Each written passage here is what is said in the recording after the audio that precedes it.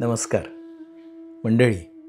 आधुनिक काळामध्ये आपल्या जीवनासाठी नवनवीन सोयी निर्माण होत असताना एक गोष्ट मात्र कायम कमी होते आहे, ती म्हणजे ज्यांचे जीवन अनुसरावे असे आदर्श कमी होत आहेत. पण आपल्या सगळ्यांसाठी मात्र आदर्शवत असलेले एक नाव आपल्या सगळ्यांना आठवते, ते म्हणजे डॉक्टर रमेश लक्ष्मीकांत गोडबोले. त्यांचं आयुष्य हे आपल्यासाठी एका दीपस्तंभाप्रमाणे आहे. त्याची आपल्याला आठवण होत राहावी आणि यासोबतच त्यापासून आपल्याला प्रेरणा मिळावी म्हणून डॉक्टर रमेश गोडबोले यांच्या जीवनाचा एक धावता आलेख आपणासमोर सादर करतो आहे. देव माणूस की माणसातला देवच. जय जय राम कृष्ण हरी, जय जय राम कृष्ण हरी, जय जय राम कृष्ण हरी. मंडळी, जन्म आणि मृत्यू या मानवी जीवनातील अशा दोन स्थिती आहेत ज्यावर मानवाला कधीच ताबा मिळवता येत नाही. या दोन स्थितींमधील आयुष्य कसे जगायचे हे मात्र मानवाच्या हाती असते. एखाद्या व्यक्तीचा मृत्यू ही त्याच्या कुटुंबाकरिता वेदनादायीच बाब असते, परंतु काही व्यक्तींचे जाणे ही जेव्हा सामाजिक हानी व अनेकांना वेदना देणारी ठरते, तेव्हा त्या व्यक्तीचा जन्म व मृत्यू या दोन स्थितींमधला प्रवास हा अत्यंत प्रभावी व खऱ्या अर्थाने माणूसपण सिद्ध करणारा ठरतो. अगदी असाच भाव आपल्या सर्वांचे लाडके डॉक्टर रमेश गोडबोले यांच्या अचानक आपल्यातून जाण्यामुळे अनेकांच्या मनात निर्माण झाला आहे. असे डॉक्टर रमेश लक्ष्मीकांत गोडबोले हे एक अत्यंत सत्शील देव माणूस होते. खरे तर माणसाच्या रूपातील देवच होते. 22 नोव्हेंबर 1946 रोजी गोडबोले काकांचा जन्म झाला. अत्यंत संस्कारी कुटुंबात जन्म झाल्यामुळे व आध्यात्मिक वातावरण सुरुवातीपासूनच लाभल्यामुळे त्यांच्यावर वागण्या बोलण्याचे उत्तम संस्कार झाले. माणसांमध्ये वावरायचे कसे हे बाळकडू लहानपणापासूनच त्यांना मिळाल्यामुळे त्यांचा सामाजिक वावर पुढील काळात वृद्धिंगतच होत राहिला. शासकीय मेडिकल कॉलेज नागपूर येथे त्यांनी वैद्यकीय शिक्षण पूर्ण केले व तेथेच 1 वर्ष हाऊस जॉब देखील केला.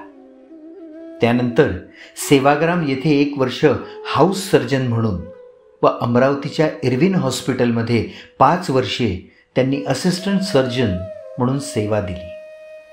याच दरम्यान खाजगी स्वरूपात व विशेषतः त्यांच्या परिसरात बडनेऱ्यात रुग्णसेवा द्यावी असा विचार त्यांच्या मनात दृढ झाला व त्या विचाराला 1976 एका प्रायव्हेट नर्सिंग होमच्या रूपाने त्यांनी मूर्त रूप दिले. वैद्यक क्षेत्रात काम करणे म्हणजे सेवाभाव जोपासणे हा विचार त्यांनी मनाशी धरला. तो अखेरपर्यंत सचोटीने पाळला.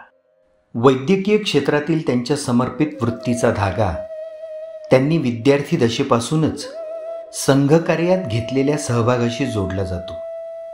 अखिल भारतीय विद्यार्थी परिषद, श्री राम जन्मभूमी आंदोलन यासारख्या सामाजिक चळवळींमध्ये त्यांचा हिरिरीने सहभाग होता. परंतु त्यांच्या सामाजिक योगदानाच्या कार्याला कायम आध्यात्मिकतेची जोड राहिली आहे. आध्यात्मिक क्षेत्रात अमरावतीची ग्रामदेवता एकविरा माता संस्थानचे तसेच दत्त मंदिर झिरी येथे त्यांनी अध्यक्षपद भूषवून या देवस्थानांच्या विकास कामांना प्रचंड चालना दिली.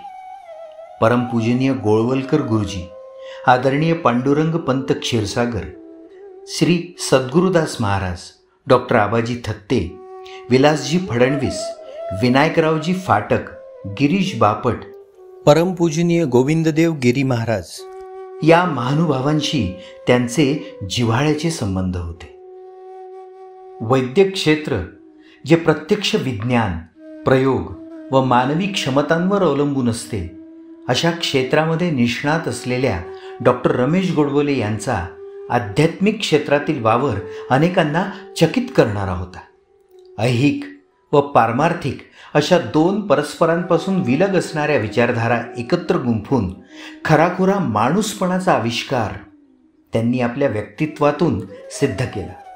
ऑपरेशन थिएटरमध्ये निष्णात हातांनी हातात आयुधे घेऊन अनेक रुग्णांचे प्राण वाचविल्यानंतर एखाद्या मंदिरामध्ये त्याच हातात टाळ घेऊन सक्षमतेने जीवन जगण्याचा संदेश आपल्या रसाळ कीर्तनातून देणारे डॉक्टर गोडबोले म्हणजे सगुण निर्गुण एक गोविंदुरे या संकल्पनेचे मूर्तिमंत रूप होते. आध्यात्मिक क्षेत्रात डॉक्टर गोडबोलेंचा वावर फार मोठ्या प्रमाणात होता. अमरावती शहरात कीर्तनकुल स्थापन करून त्या माध्यमातून अतिशय मोठ्या कीर्तन महोत्सवांचे तसेच कीर्तन प्रशिक्षण शिबिरांचे यशस्वी आयोजन त्यांनी केले. एक अत्यंत दर्जेदार लोकपरंपरा या निमित्ताने डॉक्टर गोडबोलेंनी पुनरुज्जीवित केली. परमपूजनीय गोविंददेव गिरी महाराज आणि प्रज्ञाचक्षू परमपूजनीय मुकुंद काका यांच्या श्रीमद भागवत सप्ताहाचे देखील त्यांनी आयोजन केले.